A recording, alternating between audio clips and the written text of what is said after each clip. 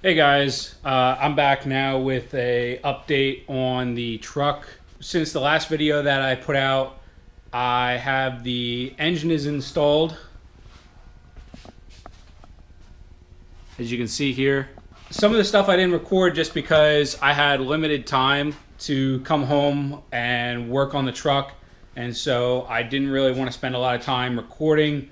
Plus a lot of what I was doing was tedious, menial, little nitty-gritty detail shit. So fighting with trying to find adapters, fittings, doing measurements and stuff to figure out what I need to order, what I need to get in order to adapt the old system to this new motor. The headers are bolted on. I do have to take the one header off on the passenger side here.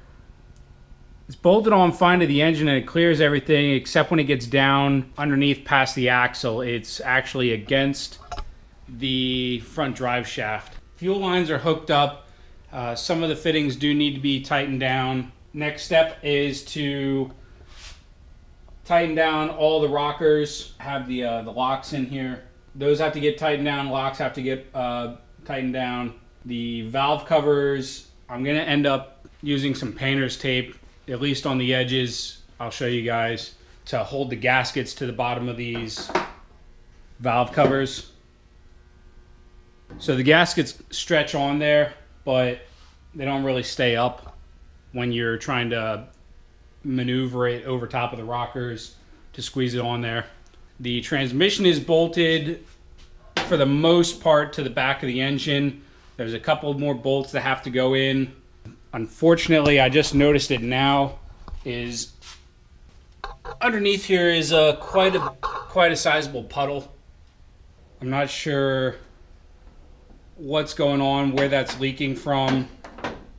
Gonna have to figure that out before the truck actually starts driving. It's not gonna hinder me to start the truck, but as long as it's not the torque converter, leaking. Using a diagram I found online, I was able to figure out that the inlet air temperature sensor right here,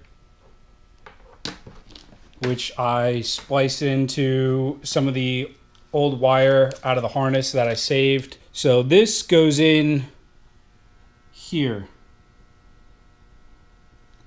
So to do so, you end up taking this cover off, separating this plug, and then this will end up getting fed through the back here.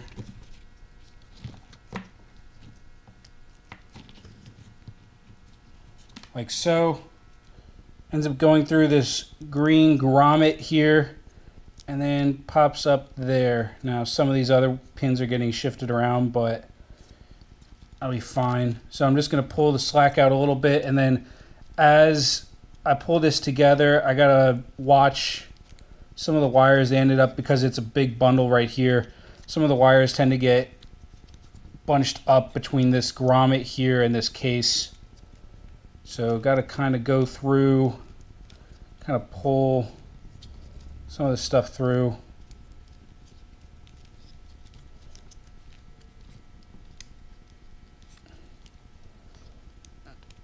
Push some of these back down.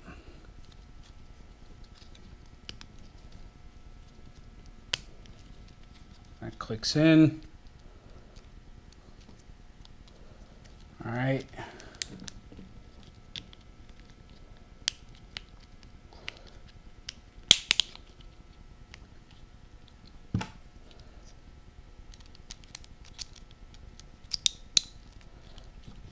And done.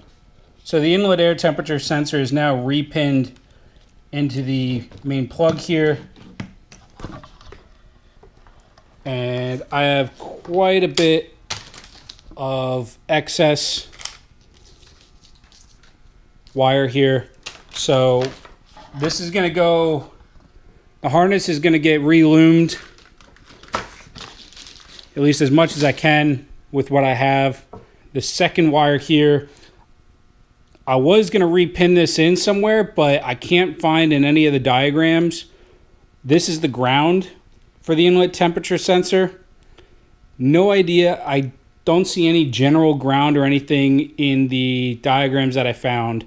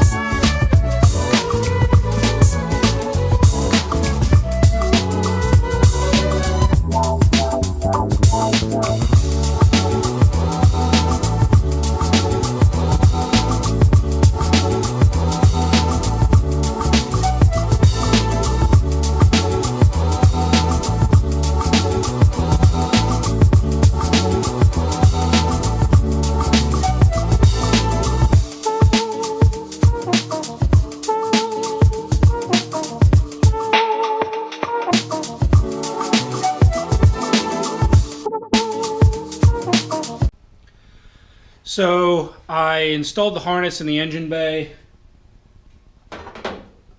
As you can see here, it's not in its final position. I just kind of roughed it out. All the injectors are plugged in, so I did want to make sure. This right here goes to the ECU, so that's going to be located down inside this corner here where the charcoal canister used to be.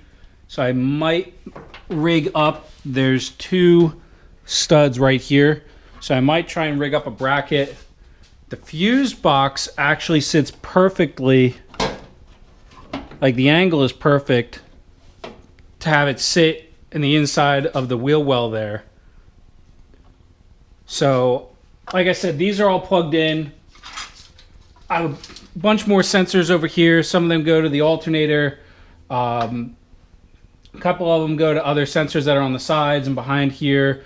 One obviously goes in here. So on this side, a couple more sensors. Draped over the side here is the O2 sensors. And everything that goes down on the backside towards the exhaust and the transmission. So for now, this is going to kind of sit where it's at. The radiator is pulled out because I'm going to have to start mocking up a bracket to hold the cooling fans. Everything seems like it's going to work. I still have to order 2 universal radiator hoses in order to run this because the old ones aren't going to work, and I couldn't find anything at the local hardware stores or even the local auto stores that didn't have any type of universal hoses. So I'm going to have to order that stuff off Summit. And then the leak underneath from the transmission was the transmission dipstick. From moving stuff around, the transmission dipstick here and putting this in, it got shifted around enough that it kind of broke the seal. And because the transmission dipstick goes in at a lower spot on the transmission, the fluid got forced down and up out of the dipstick hole.